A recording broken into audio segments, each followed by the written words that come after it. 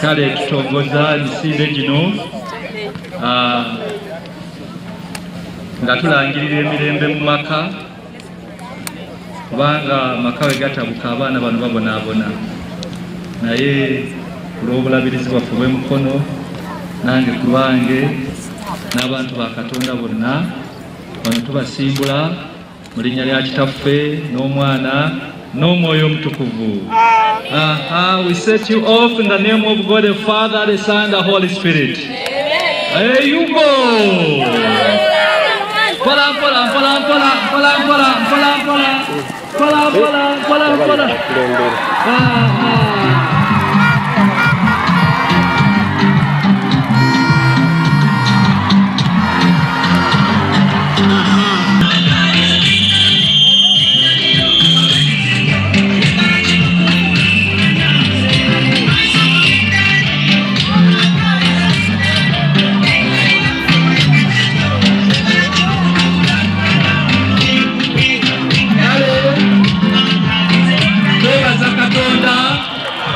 Ne kulwa abaana baffe bano nabo ba mugaso, twebaza abazadde n'amasomero agabayamba, era nabo mbasimbula mu linnya lya Kitaffe n'Omwana n'Omwoyo Omutukuvu.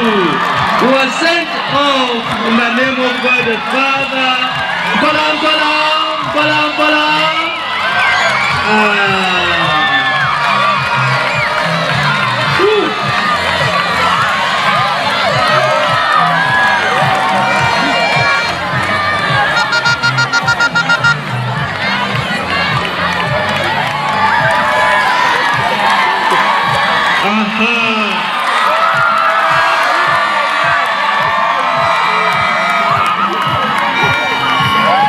I want to know those who are registering, the first learners. You satisfy me, you satisfy me with long life, you satisfy me, you will satisfy me with long life, so I will praise you forever. Okay, thank you very much indeed. Now let us sort ourselves from our side. Let me invite the lower primary to come.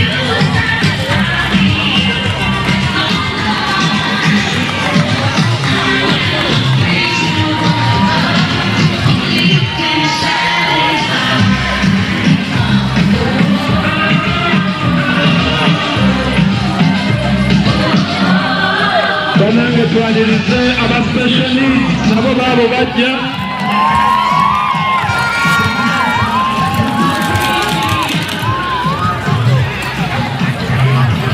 So abo bwe bavaako tugenda kufuna aba lower primary from P1 up to primary 3. From primary 1 up to primary 3. I wonder whether those are receiving the first, second and the third runners are here.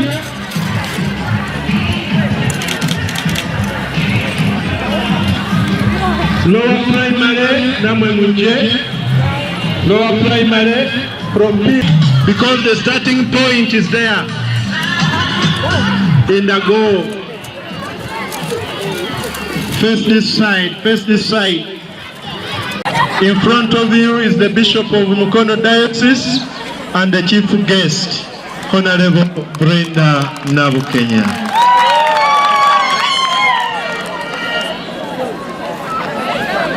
Of fighting domestic violence in our communities and Uganda at large.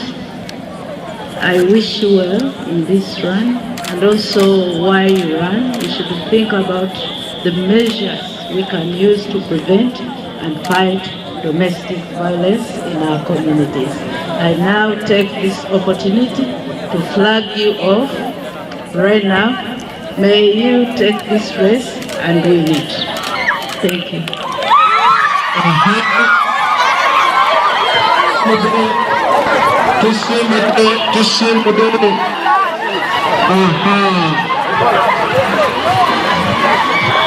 So let's now invite upper primary.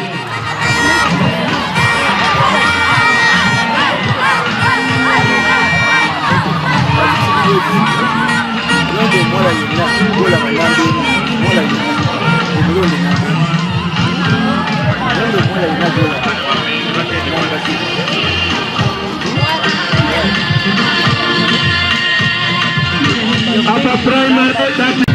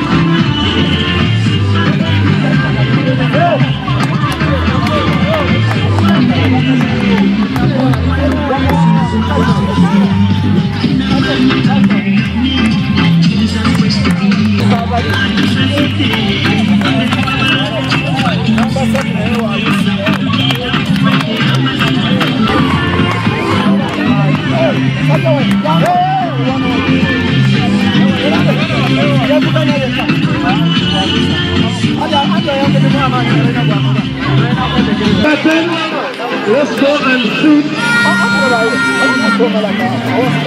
Let's go and sit in our pavilion so that you can receive a food.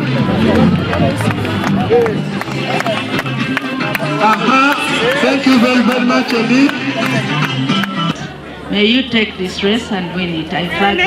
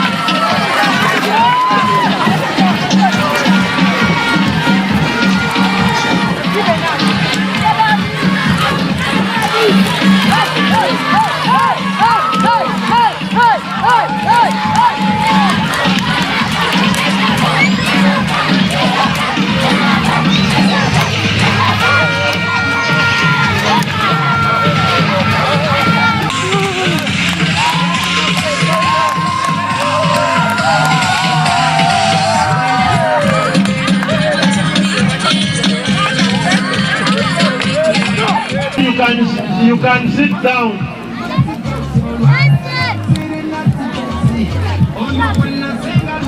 Bategedde bulungi nti enkya kuterema vuunika erya Lutikko St. Andrews Phillips and Andrews Cathedral empya ng'azimba nammwe. Ekitongole kye eky'abaana ne tutegeka emisinde gino nga tumanyi bulungi. Nze kakati omwaka mulamba nga ndi mulabizi w'e Mukono. So I celebrate. This is my day to thank God for enabling me in this office. Njala kwebaza Katonda atuweredde bakisa okuweereza omwaka mulamba.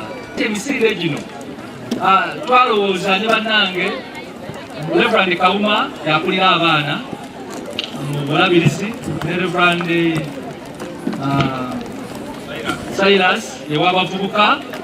Kakati abantu abakulu bangi emitima gyakaluba, abamu emitima gyafa. Tube tusange ne bagamba ffe nviira nze nafa dda naye ng'atambula naye kaalinayo abaana alinayo omukyala oba n'abantu bakumi. Netugamba katutandike n'ejjeri netto nga tujaguza omwaka mulamba ng'abalabirizi n'obulabirizi bwaffe nga buweza emyaka 39 mulimu n'okutema evvuunike ng'akabonero ak'okuzimba katedro empya. Tugamba katunyweze abaana bano bakule nga ba mirembe, bo bennyini banaaba n'emirembe bajja kwagaliza abalala emirembe. Omuntu atalina mirembe era tayinza kuba mulala mirembe. So twagala kulaba nga tutwala ekigambo kino mu maaso. Nsanyuse nnyo ssebo Reverend Mugalu, otukoze bulungi nnyo nnyo nnyini ddala. Njala kusaba amasomero gakozesa abantu abali sosifulu okulaba ffe tukwate ku baana ate abaana baddeyo babeere nga babeera n'emirembe. I want to thank the church for the good work. I won't go back into the statistics because Reverend Mugalu has done a good work, but I want to talk about amasomero. Abaana bano statistics nzirabye Luweero ezimu ku district eziri waggulu ennyo mu crime yeyasiize. Kati mu crime mulimu n'ebyamaka eby'abaana byonna. Tuli mu namba emu mu Uganda mu ripooti eyafulumye eya 2023 ya poliisi. Naye tulowooza nti amasomero galina kuba safe places, safe environment ku baana bano. Kubanga eri mu community sebo bishop waliyo ebizibu bingi. Waliyo abakozesa ebiragalalagala, waliwo abalwadde nga balina obuzibu oluusi mu kusalawo, waliyo ebintu bingi obwavu bungi. Naye omwana bw'ajja ku ssomero tulowooza nti essomero it is a safe environment for learner. Era wateekwa okubaawo embeera eyagazisa abaana okujja.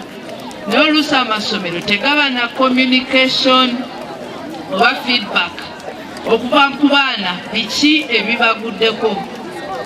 Abaana bateekwa okuba nga basobola okubuulira abasomesa oluusi kyebatasobola gamba bazadde baabwe. N'olwekyo amasomero galina okufuba okulaba nti gateekawo mechanism abaana okuloopa ebibatuukako sebo bishop, kubanga tusanga oluusi ng'abaana bakozesebwa babadde defiled naye ng'atya n'okubulira ki omuzadde. N'olwekyo abaana balina omumanya nti ekintu kyonna bwe kiggwako nga kikuguddeko waka jangu ogambe ki omusomesa. Bwe kiba kikuguddeko ku ssomero genda ogambe omuzadde. Bwe watabaawo mbeera yakwogera ku nsonga eyo awaka olw'okwewala n'okukendeeza obutabanguko. Kale tubatoomoze emisinde gino linnya lya kitaffe n'omwana n'omwoyo mutukuvu. Kati kansaba omugenyi omukulu asale akaguwa n'oluvannyuma enteekateeka eno. Launching the Mukono Diocese All Schools Run Against Domestic Violence. Sponsors baffe mujje mukube ekifaananyi kyabwe gy'eby'okukuza. Nyamuwa omufaliso bannange mwankweko bwe takoze nabo. Omufaliso Bishop amwogedde omufaliso akati abamu binti batwetere kapiisi ka soap cafe, kapiisi ka sabuuni cafe, abamu binti mbayambe.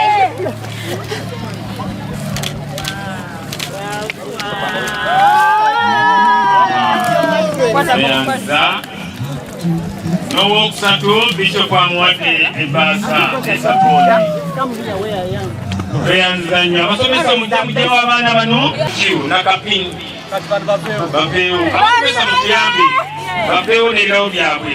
Katumba nakapini yangu wa Matthew Yombi Ronald wakubiri nakapinyeera ne mukungu Morgan King David mukungu where are you? Mukungu mteke wali ku namba 3 omufaliso namba 1 Bishopunga mwani basaye.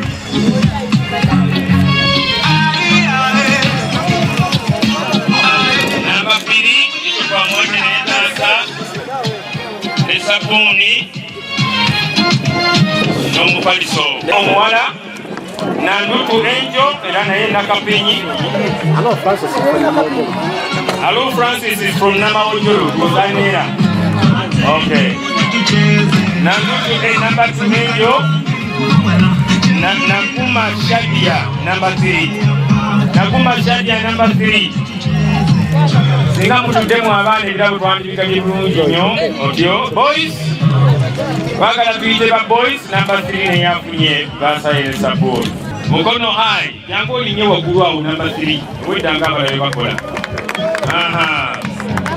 Number 2 Nyakirisima Treasure St. Peters. Number 2 those are the girls secondary. Boys Lamek Labekia Patrick Standard High. Mfe yaba wala mfewe mkona weje Anita ubanguye ko bambi namba 3 naluwaga Shakira ubakwire ko mungalo gatsosere tubaleka kanyangu ibanguye yanguye ko ahubwo mwana ko ko ono hero namba 2 ono namba 3 abere wali sanja wali namba 2 abere wali maweje Anita akati agenda kubampera ebirabo ate Bishop awadde ne basa ompenyo omukulu kabakwasa ebirabo byabwe. Tata Bishop tweyanzige neonalipo ebirabo byaffe bino ebifaananyi bikute tweyanzige abalenzi wheelchairs tumwebaze Jona number 1 Senyonjo Mabin number 2 and Kalima Frank number 3 mubanguyeko nabo bahiro bapfa abalenzi nabo mwongere engalo Tuman abera maaso geyo eri waggulu. Number 2 Yarwa number 2 Senyonjo Yarwa number 2 maaso geno mutereza oyo atera bulungi olw'ovaayo asomala omutereza ng'ovaayo. Number 3 mutwala eri saidi eri olabye bonna abagenda bambeera ebirabo.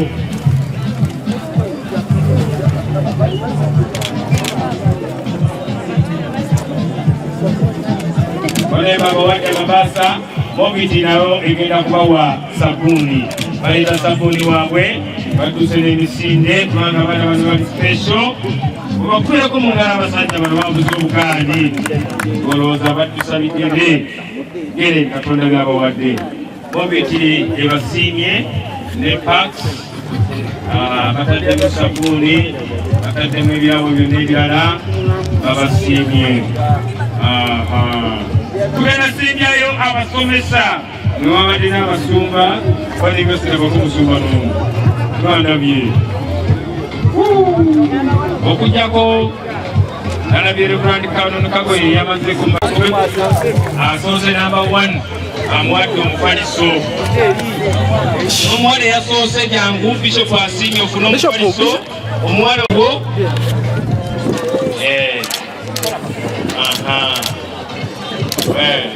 Bishop otukoze bulungi nnyo. Bishop mwongere engalo faliso giweddewo agamba bano abaana tujja bagulira emifaliso. Mufaliso gwano nagwo baguleete.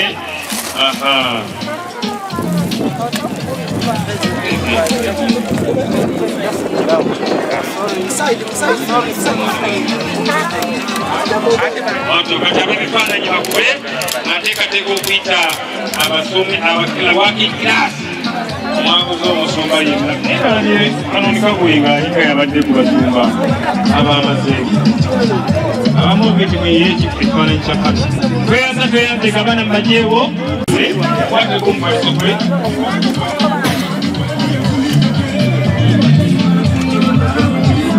akati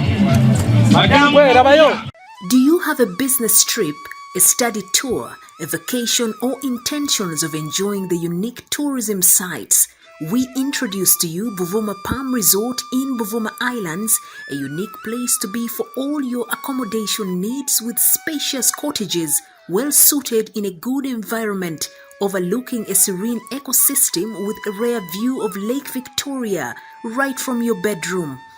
While at Buvuma Palm Resort, you will be treated to free sights and sounds from different bird species, monkeys, and a magnificent view of attractive rocks, palm oil plantations, boat cruises, forest walk, bicycle riding, among others.